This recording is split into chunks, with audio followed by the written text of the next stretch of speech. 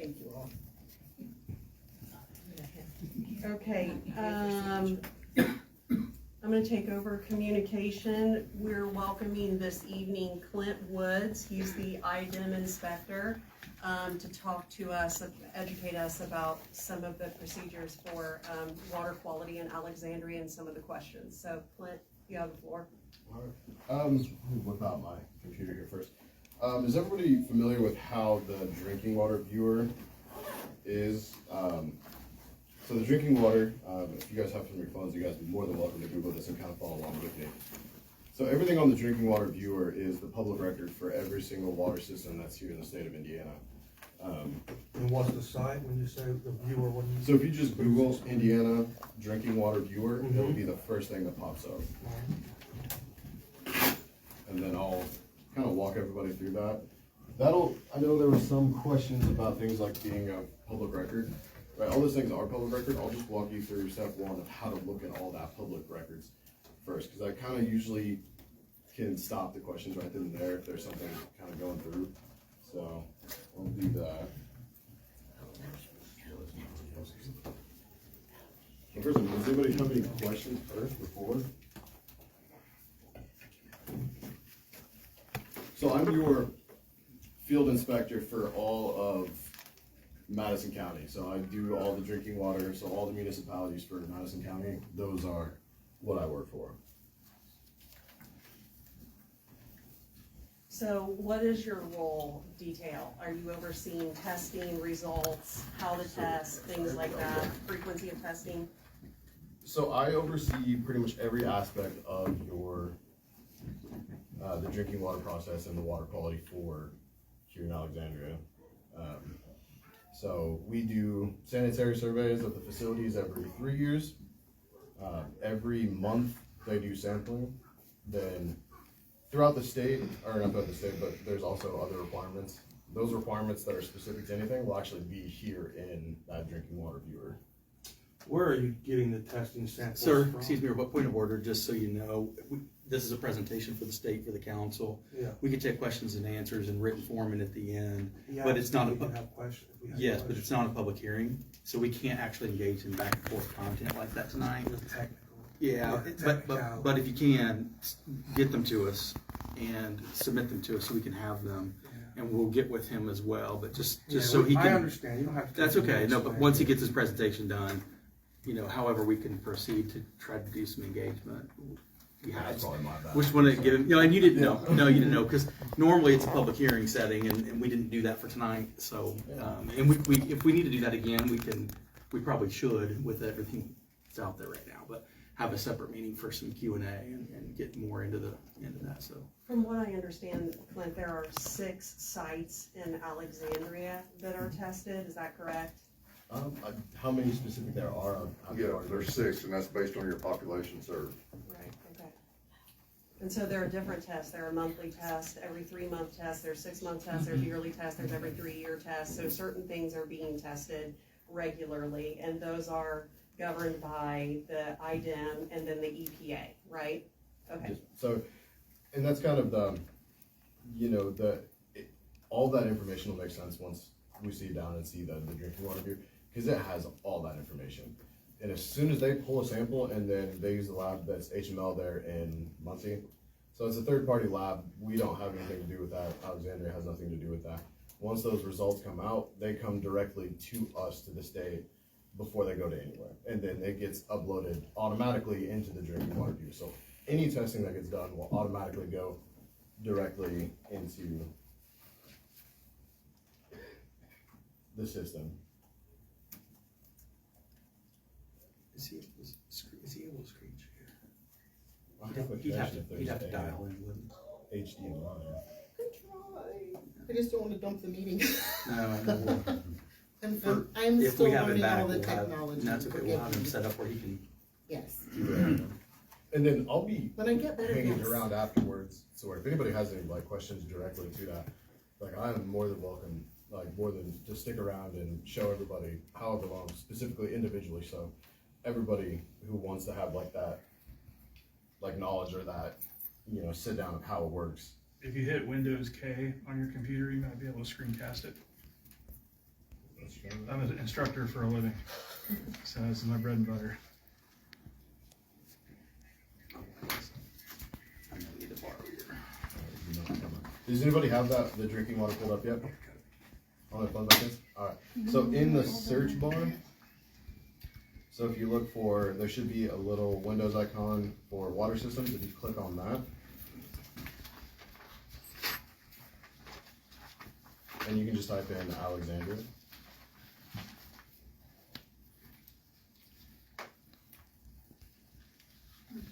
Then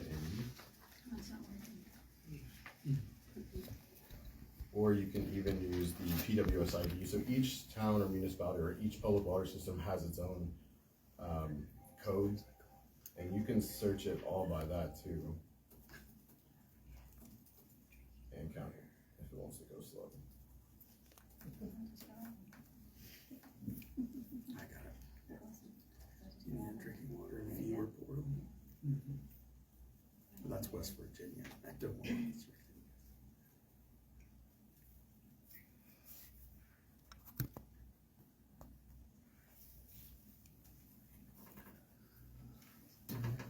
Would it be fair to say that Mark's our superintendent? Thanks for coming, Mark. And Mark, kind of, he would not report you. He's your local inspector. Yeah, there is nobody else at him. Yeah.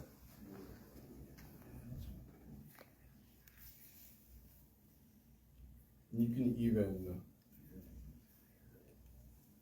isolate, so in that window, if you're not looking, if you don't type in Alexandria specifically, you can also go into all of Madison County and it'll bring up every single system within Madison County. And you can actually look up whatever county, whatever system you actually specifically want to.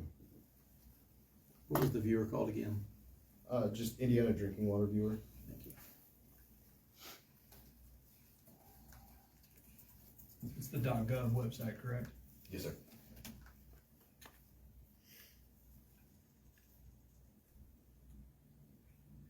You can also, that public service or that public water service ID code is 5248001. So that is the specific code for Alexandria. So if you don't find it by, typing in Alexandria, you can type in that code, and then that code will bring up everything that you need for Alexandria. PWS ID. Yes, sir. So once you click on Alexandria and it pulls up, you should see off to the left a little menu, and on the menu you can look at monitoring schedules. So if you click on the monitoring schedules, that will show you how often the samples are getting and what samples are needed to be collected. So then you'll see on the first section it'll say facility ID, so that DS001, that means those are the samples that are coming from the distribution, and those are the total call forms. And those are 6 monthly samples, so 6 samples will be collected monthly, and that's continuous throughout the year. Those will never not get taken. And if you go a little below that, it'll show you all the samples that are the lead and coppers, the HETMs, your PFOS, nitrate, radium, the SOCs, VOCs, and then if you click on them specifically, it'll give you the results. So you can also go down to, in that little section off to the left, chemical samples. If you click on that, that'll give you the results to all of those samples that are taken and where their location's at.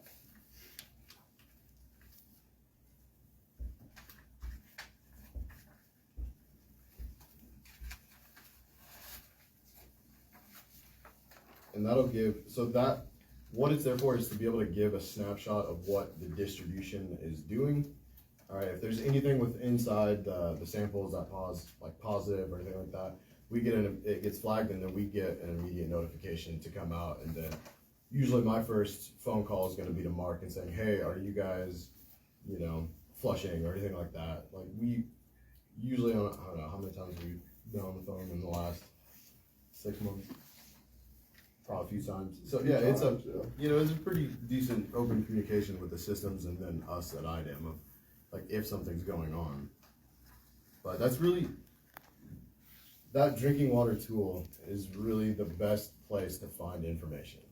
That gives you everything. you can, again, if you go to the top, you can look at the sampling points on that menu side on the left. And then it has the address of where the samples, what they're sampling for. Oh, nice, yeah. And that's really, and then it'll say whether it's, it's the lead and copper, whether it's the distribution. There's like over 40 to 50 something total. Do those change every year or generally stay the same, the 6 locations? They generally stay the same unless we want to change them. The reason why they stay the same is you get consistency, so you always have one throughout the distribution. You're gonna have one upstream, downstream from the plant. Your furthest away, your closest, mid in between. So you can kind of get a good snapshot of like what the plant is actually putting out. They're spread around town pretty good. Well, the state has to approve the sample size. Thank you. Correct. Yeah, I so- submit them, but if they say, no, we wanna change this, I submit what I feel is good, but they have to approve it, or it doesn't work. And that comes across towards anything. Anything that the town does, it gets submitted to us for approval, and that's, literally almost anything that happens. So, and that's, hey, we wanna change this, they also send in every month, at the end of the month, the MROs are sent to us, which are just your residuals, so your free, available, and your total call forms. That all gets sent to us to review. So we can see what the system's doing throughout the month, whether, all right, hey, you're feeding this amount of chlorine, what's going through the system, is there something going on? So there's never not eyes going on onto the system. One taken at the plant too, isn't there? What's that? One's taken from at the plant. Yes. Yeah, one's at the plant. Because The there's others- a raw tap and there's a treated tap at the plant. Yeah, do you do the raw taps off the wells as well? Mm-hmm. That's what I thought, okay. Because I saw the wells show up on here. Yeah, so you can even, it'll show you on there that the wells are there, like where they're located and essentially what they're rated, because each well has to get reported to the DNR of how much is pulling from these wells. So, I don't know if the DNR reports are not on the drinking water viewer, but it has the representation of It what is on the DNR is. side, yeah. And then it'll show you all on that DNR.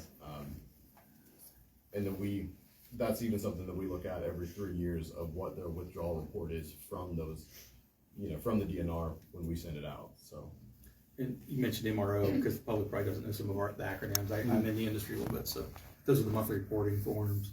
Yes, sir. So that's literally just, and it has, because someone has to be at the plant every day to get those residuals, so that's through the plant and through the distribution, so you can see the change from going throughout the distribution. So you'll take your free and your total, your free available is what's after treatment. Your total is the total amount of chlorine residual that is left in the water.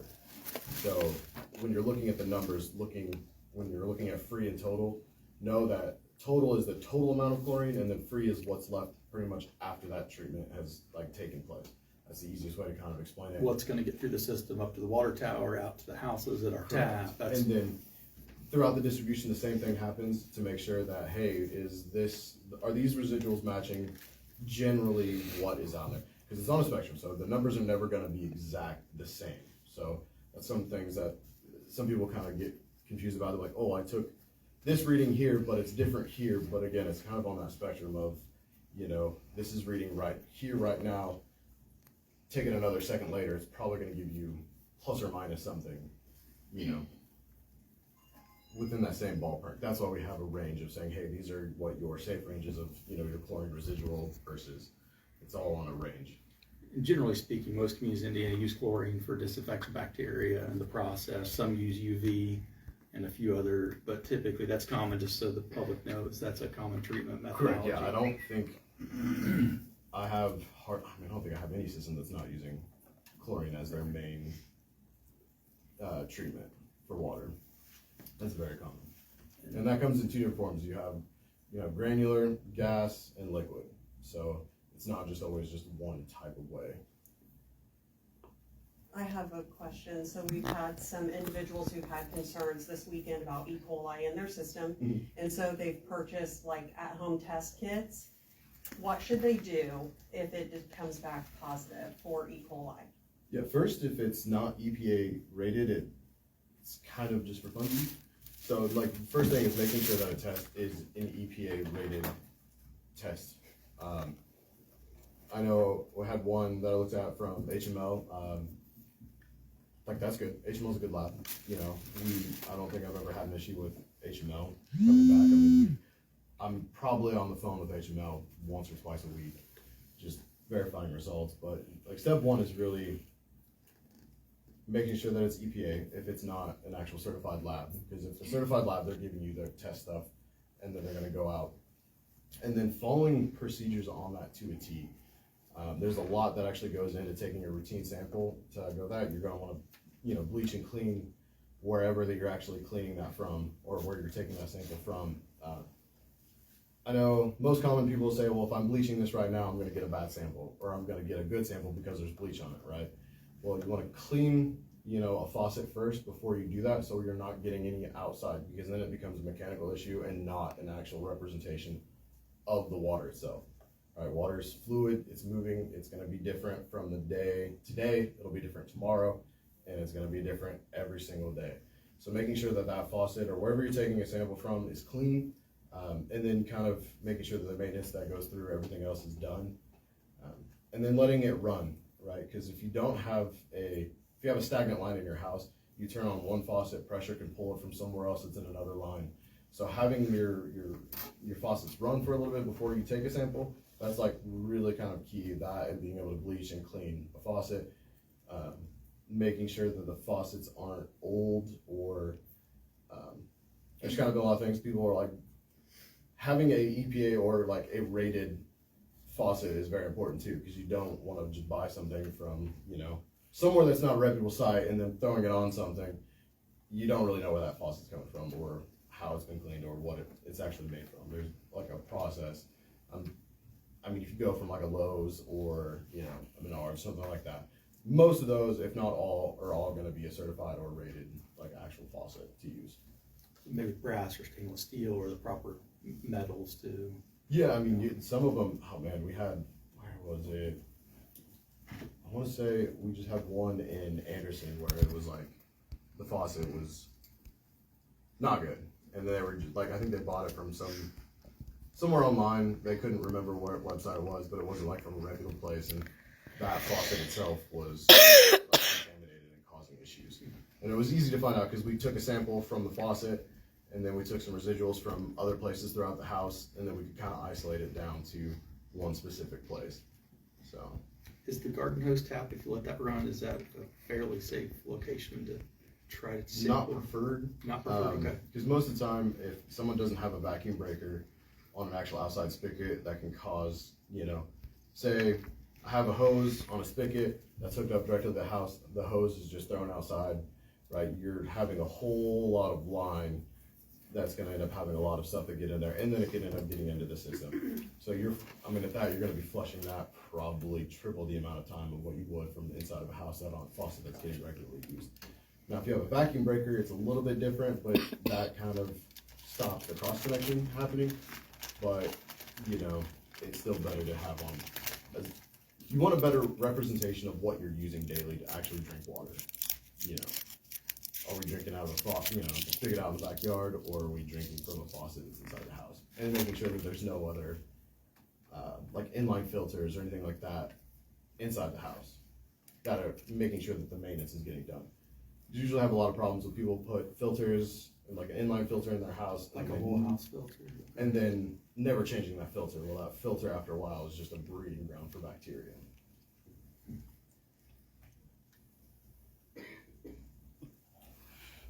Kind of a wide open question, but I want to know, like, do you have any concern for Alexandria's drinking water? Based off of the data that we have, we don't have as a mass for the distribution, right? Now, that doesn't mean an individual thing. Once it becomes inside the house, right, there's a difference between having a municipality's responsibility and a homeowner's responsibility. That's where we kind of can come in and look at something to see, okay, is this a distribution issue or is this a house issue, if that makes sense. So that's kind of like where we can kind of come into play and helping out with our operators of being able to, like, hey, let's actually look at something and see if this is an isolated event or if this is a distribution problem.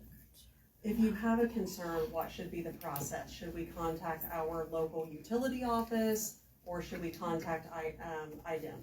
Yeah, so on our website, this is a good question. Directly on our IDEM website, there, our first step is to always contact the municipality first, right? Contact your, the utilities if there's an issue. If there's an issue, if you don't feel like that's going, then feel free to give us a call. That would be the next step.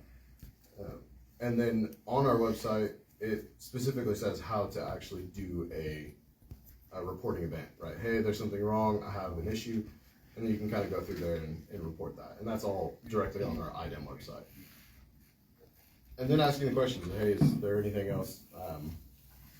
The most common where we'll get calls if there's discolored water, and usually if, you know, a town is flushing water, or flushing their hydrants, right? They're flushing the lines, and if these lines get flushed, sometimes it kicks down sediment, it goes through the lines, right? That'll cause discolored. So if someone calls in, and if we know a town is flushing their hydrants, and we get a bunch of calls saying, hey, we have discolored water, is there anything going on? We can kind of trace back what those kind of things are going into.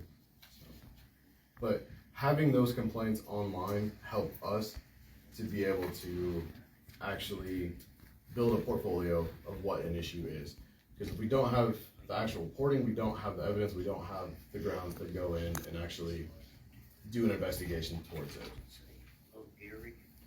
But that would be step one, municipality. Step two, come talk to us at IDEM.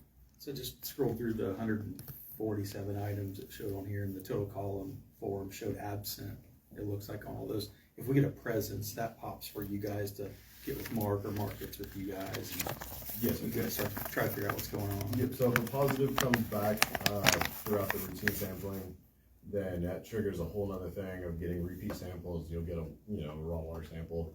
Then we'll use that to backfill to say, okay, hey, why did we get this sample? Why did this one come back? Because if you get positive one day and then negative the next day, right? That's what we want generally, right? We want it to go back to normal, and then it just triggers us to just say, hey, let's keep an eye on it. Let's figure out why. You mentioned the handling too of those, just because I did this 20 years ago in another lifetime, but like the HML ones too, if you get those from the center, they offer those with the kit if you go get it. When you take those, it's best to wear rubber gloves, right, if you can, and if not, you just can't touch and shouldn't touch the edges or the rim, and your fingers and your hands can contaminate the sample, right? So you just have to be very careful how you fill that cup, how you store it. So if anybody does go get them, obviously there's personal sanitation issues handling that sample until you get it to the lab. Okay. Correct. Yeah, the positive control of the sample bottle itself is really important.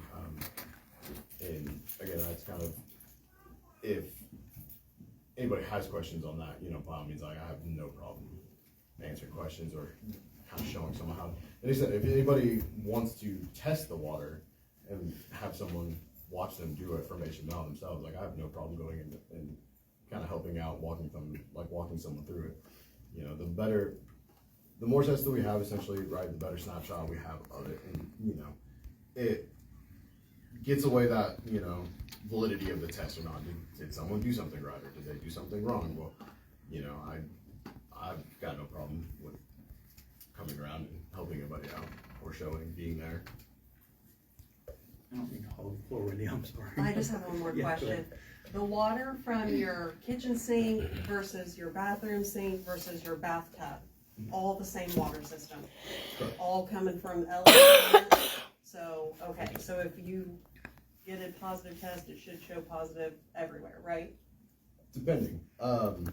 So I could take a sample from a kitchen sink, right? And if that kitchen sink has a positive sample, right? And if I go and take one from the bathroom sink, and if that's negative, then we can kind of isolate it to, okay, what's wrong with this sink? So it's not the distribution itself, it's where at what point in this distribution did something happen? And that's where we can kind of narrow things down to. So you're able to do that point of contact and things like that to figure it out. Yes, ma'am. One thing I'd like to add, and you and I spoke about this, the city is responsible from the service main to to the meter, through the meter to the customer side. That's where our responsibility stops. Everything from the elbow side of the meter setting on the customer side is the customer's responsibility.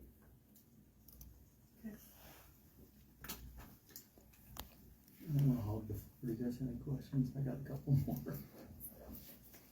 This might just be for the public in general. We have what's called a wellhead protection plan.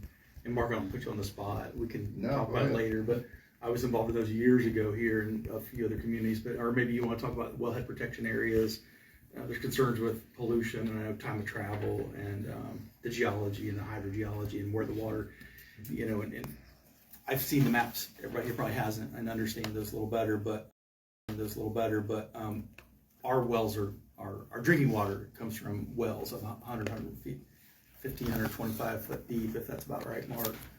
And so our wells are not, to my understanding, under any groundwater influence. And so there's, I think, a discrepancy that a lot of times the creeks and the streams can pollute and contaminate our wells. And the surface water generally through Alexandria doesn't make it to our well field. Correct. Yeah. So it's just too far, the distance is too great.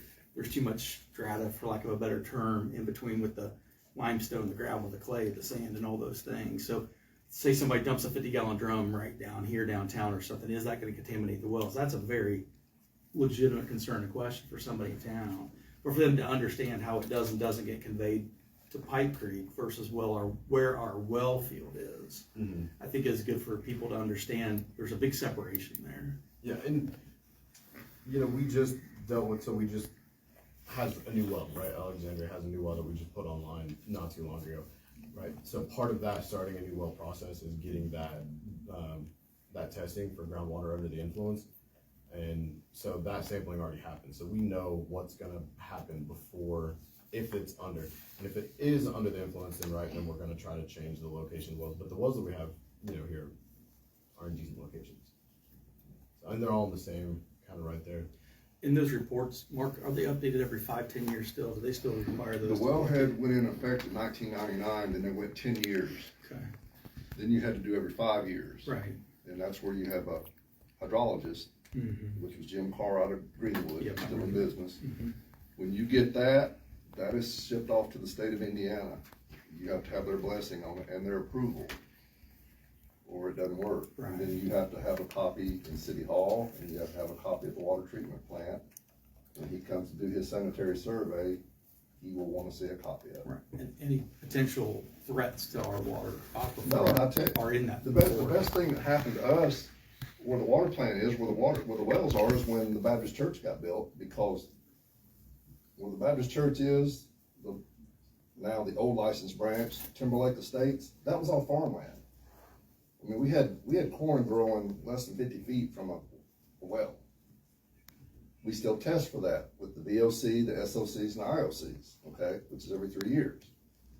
But by those crops being gone and that pesticide, herbicide not being there anymore, that benefits us tremendously. It's still there, probably to some degree, but we've never violated it. We've always sampled good. And that goes back to when they implemented that in 1994. So I hate that the crops left, but when the church and everything went in, they just kept building and expanding, and that just opened up more or less farmland. And we have to test for that every 3 years. It rotates every year differently for 3 years. And that was one of the ladies' complaints, that on this year's yearly water report, that there was results from 2023. Well, those results are going to be on there until they're tested again in 2026. That's per IDM regulations. It's not, the state dictates what we test. Exactly. It's not something that's being hidden. It's not a cop-out. It's the rules and the laws that are told to us to do. So those results in 2023 have to be posted yearly in 24, 25. When they're retested in 26, the sample will stay named the same, but the result will be different. And then it will stay on that report for 3 consecutive years. Thank you. And you can even, in that drinking water viewer, you can also see the populated consumer confidence report as well. The information that gets pulled from this is what gets put into those consumer reports. And you can even see that through the drinking water viewer. So if you're like on that main page, if you just go to where the little search icon is, it'll say Consumer Confidence Report. You can click on that, type in Alexandria or that public water system ID number, and then it'll bring up, and then it'll populate a PDF.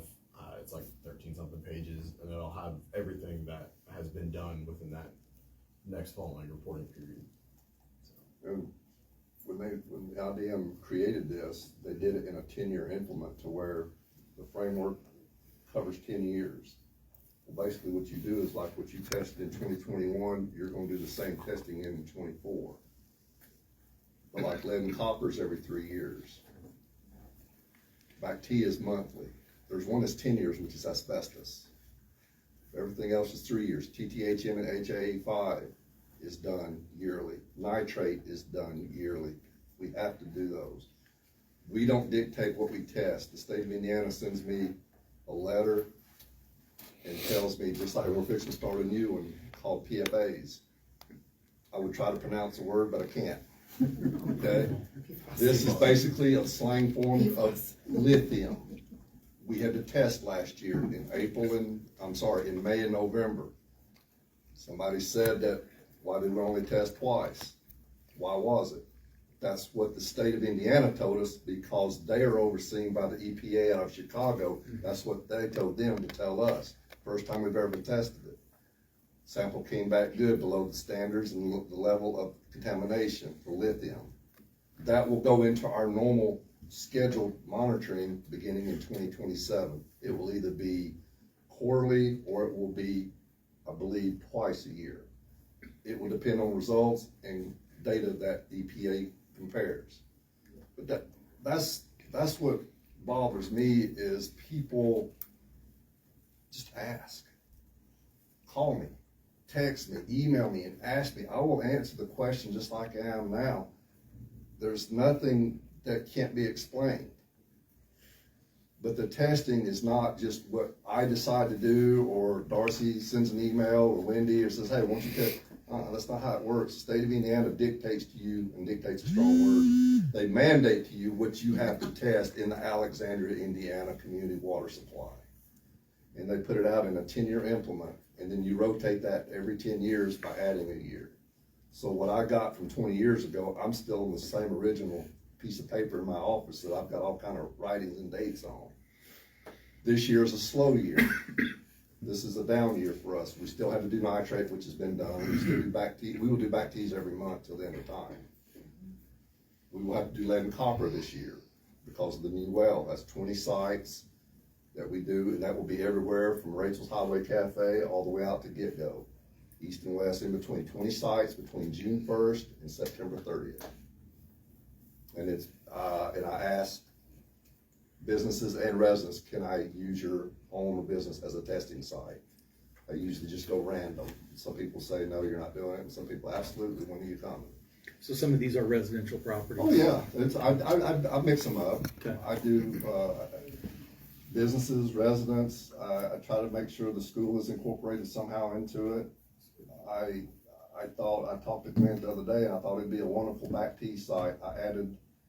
I switched out one right down the road, and I started doing the Alexandria Care Center. Now, if there's gonna be bad water, you sure as hell don't want it at the Alexandria Care Center, right? So I added it. So it's now on the list. And I have a special interest there because my sweet mama's there. So that's a great place to get. They have a public restroom to the right as you go through the entrance door. You can use it, grab your test, get it to Muncie, wait for the results. Everything that we test goes to Muncie except this new PFA, and that is shipped directly to Chicago. That goes directly to the EPA. Everything else stays in-house in HML. I appreciate all the information that was shared. It's very helpful for me. But just to help people, if they have tried to do a test and they are still concerned, am I correct in that they can call you or contact you, your IDEM, to have something checked? Yeah, I mean, we're willing to do anything that we can if there's like a public concern. You know, if we do our due diligence and we're doing our research and doing the investigation, and if we're not finding anything, I mean, at some point in time, we'd love to say, hey, we're not finding anything, there's no evidence of that, you know? But until I get to that point, I mean, I'm willing to do, you know, like, me and Mark have been working pretty closely, you know, I couldn't imagine that we would deny someone saying, no, I don't wanna do anything for you, like, I'll give you a great instance. The 3 customers, residents in this town that have complained publicly about E. coli water, I've never spoken to. They've never called me directly. So am I understanding that their first call would be to you? They can contact the mayor's office, the clerk's office, Okay. give me their manager, number clerk. and a time I can call. I will be there. I will call you. I will meet you. I will make it work. Not one person has contacted me directly. and I think, I mean, even my first call when we got the email through at IDEM, my first call was to Mark and said, hey, have you had anybody contact you directly about any kind of issues? And I think the first thing came out, I was like, I have not gotten an official capacity saying that there's an issue, so, you know.